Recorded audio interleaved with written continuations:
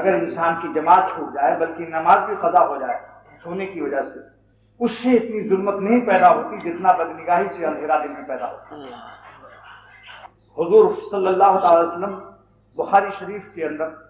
یہ حدیث موجود ہے، فرماتے ہیں حضور صلی اللہ تعالی وسلم کہ جو شخص آنکھوں سے کسی نامحرم کو شہوت سے دیکھتا ہے، چاہے وہ حسین امرد ہو، لڑکے کی صورت میں ہو یا لڑکی کی،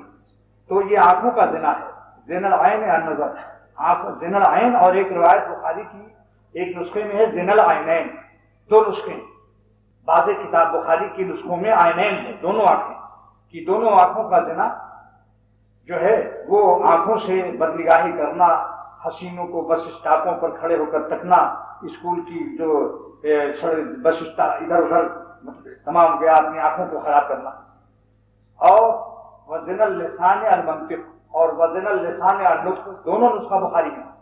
بعضی روایات میں ہے نطق یعنی بات کرنا نامحرموں سے بلا ضرورت۔ ایک تو ٹکٹ خریدنا ہے بھائی، اب بکنگ پر وہی بیٹھی ہوئی، مجبوراً لے لو، آواز بھاری کر کے بات کرو، زیادہ ٹوپی ووپی سے مت سنبھالو، داڑھی پر ہاتھ مت پھیرو، بات جیسے ہیں ویسی رہنے دو۔ اس کے بعد جانے کے لیے اپنے کو سنوارو مت،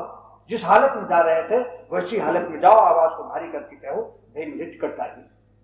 اور جلدی سے بھاگنے کی کوشش کرو، جتنا جلد اللہ کی نافرمانی کے مقام سے بھاگو۔ جن بستیوں پر عذاب نازل تھا، رسول اکرم صلی اللہ علیہ وسلم قوم سمود کی بستی سے جب گزرے تو آپ نے اپنا چہرہ بھی چھپا لیا کہ میں اللہ کے عذاب کی بستی کو دیکھنا بھی نہیں چاہتا، اور جلدی جلدی اونٹنی کو تیز کر دیا، اور بعض صحابہ نے جو آٹے گوندھ لیے تھے وہاں کے پانی سے اس کو بھی پھینکوا دیا، فرمایا یہاں کے پانی پر بھی عذاب کا اثر ہے، اور یہاں روتے ہوئے چلو، روتے ہوئے۔ لہذا آج ہم سینما ہال سے جب گزرتے ہیں تو وہاں کے ایڈورٹائز کے بورڈوں کی طرف مت دیکھو، جلدی سے استغفر اللہ کہتے ہوئے گزر جاؤ، اور جہاں بھی اللہ کی نافرمانی ہوتی ہو ان کو مت دیکھو۔ یہ نہ سوچو کہ یہ تو نافرمانی کر رہی ہیں تو میں اپنی آنکھوں کو کیوں بچاؤں، نہیں، کسی باپ کی بیٹی اگر نالائق ہو اور وہ اپنے کو کھلا کھلا دکھا رہی ہو تو جو باپ کے دوست ہیں اگر وہ اس کو بری نظر سے دیکھیں گے تو باپ اس کو کہے گا آپ نے میری بیٹی کو، وہ تو نالائق تھی، تم نے کیوں بری نظر سے دیکھا، تم تو میرے دوست تھے۔ تو اللہ کی جو بندیاں نالائق ہیں، نافرمانی سے نکل رہی ہیں، بے پردہ ہیں، اگر وہ نالائق ہیں تو آپ اگر لائق بننا چاہتے ہیں تو آپ کو اپنی آنکھوں کی حفاظت کرنی پڑے گی۔ اگر آپ اللہ کے ولی بننا چاہتے ہیں تو آپ کو اللہ سے اس معاملے میں اپنے کو بچانا پڑے گا۔ یہ نہیں آپ کہہ سکتے کہ صاحب کیا کریں، صاحب وہ بھی تو ہیں، ان پر بھی تو گناہ ہوگا، ان کا گناہ الگ ہے، لیکن آپ تو ولی بننا چاہتے ہیں،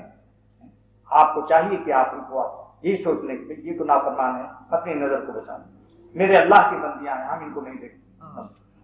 دیکھو ایک شریف باپ ہے، آپ سے اس کی دوستی ہے، کوئی لڑکی نالائق ہو جائے اور فلم ایکٹرس بن جائے اور ناچ رہی، اور باپ کا دوست جا کے اس کا ناچ دیکھ لے، اس کو دوست بنائے گا کہ تم نے میری لڑکی کو بے حیائی کی حالت میں کیوں دیکھا، تم آج سے میں تمہارا دوستوں کے رجسٹر سے نام خارج کرتا ہوں۔ تو اگر دنیا میں کوئی نافرمانی پھیل جائے تو یہ مطلب نہیں کہ آپ کو ہم کو اللہ کا ولی بننے کا شوق ہے، لہذا ہمیں اللہ تعالیٰ کے احکام کو اپنے اوپر نافذ کرنا۔ یہ نہ سوچو کہ گناہ سستے ہو گئے، زہر سستا ہو جائے تو کیا کھا لیں گے اس کو۔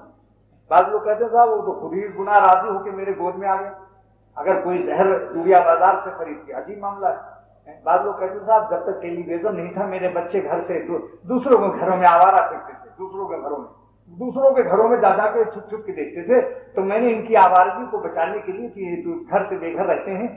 برے صحبتوں میں رہتے ہیں، تو میں نے ان کا ٹیلی ویژن خود خرید کے اپنے گھر میں رکھ لیا، اب میرے بچے بالکل نہیں کہیں جاتے۔ لیکن ہمارے بزرگوں نے فرمایا کہ بھائی یہ تو زہر تم نے اپنے گھر میں لا کر رکھ دیا، پہلے تو پھر بھی دور جا کر کھاتے تھے۔ سانپ کا پٹارا، مولانا راہل صاحب برکاتہ نے فرمایا کہ سانپ کا پٹارا ہے، اور بنگلہ دیش میں بیان کیا کہ ہندوستان میں ایک خاندان اسی سے برباد ہو گیا۔ ٹیلی ویژن پر اس نے ڈاکہ کا فلم دیکھی، اس نے چوروں سے مل کر اپنے گھر میں ڈاکہ ڈلوایا، سارا مال بھی گیا، ڈاکوؤں نے اس لڑکے کو بھی لے کے بھاگ گئے کہ یہ کہیں گواہی نہ دے دے، تو اولاد سے بھی گئے، مال سے بھی گئے۔ اللہ تعالیٰ واقعی روز بروز ہمارے حالات کیا ہیں، تو یہ جو ہے اس کا علاج جو حکیم الامت نے بیان فرمایا، یہ اس بیماری میں دوستوں بہت ہمت کرنی پڑتی، تب جا کے انسان بچ پاتا ہے۔ جب تک کہ اس کا بیلنس نہ نکالے گا بچ نہیں سکتا۔ یہ دیکھو کہ دیکھنے کے بعد جو پریشانی ہوتی ہے اور نہ دیکھنے کی جو پریشانی ہوتی ہے، دونوں ترازو میں رکھو۔ اگر آپ کو دیکھنے کے بعد کی پریشانی زیادہ محسوس ہوتی ہے تو پھر آپ دوسری ہلکی پریشانی کو برداشت کرو۔ اور اگر کوئی بے حس آدمی ہے جس کو دیکھنے سے کوئی پریشانی نہیں ہوتی بلکہ نہ دیکھنے سے زیادہ پریشانی ہوتی ہے، پھر اس کا حکم دوسرا ہے، اس کو یہ بتایا جائے گا کہ اللہ تعالیٰ کو ناراض کر کے تم اپنے دل میں جو خوشی حرام درآمد کر رہے ہو تمہاری خیریت نہیں ہے۔ کسی وقت جوتے پڑ سکتے، کسی وقت گردے میں کینسر اور پتھری پڑ سکتی ہے، کسی وقت میں ایسے خطرناک مرض میں ہوگی کہ رات بھر سول ہاسپٹل میں اور جنا ہاسپٹل میں اتنی زور سے چلاؤ گے جیسے بکرا ذبح کیا جاتا ہے۔ اور میں نے ایسی آوازیں سنی سول ہاسپٹل میں اور بنگلہ دیش کے ایک ہاسپٹل میں ایک جوان لڑکا ایسا چلا رہا تھا کہ پورا ہاسپٹل سر کو اٹھا رکھا تھا، ڈاکٹر بھی پریشان تھے، کوئی مرض ایسا درد پیدا ہو گیا گردے میں،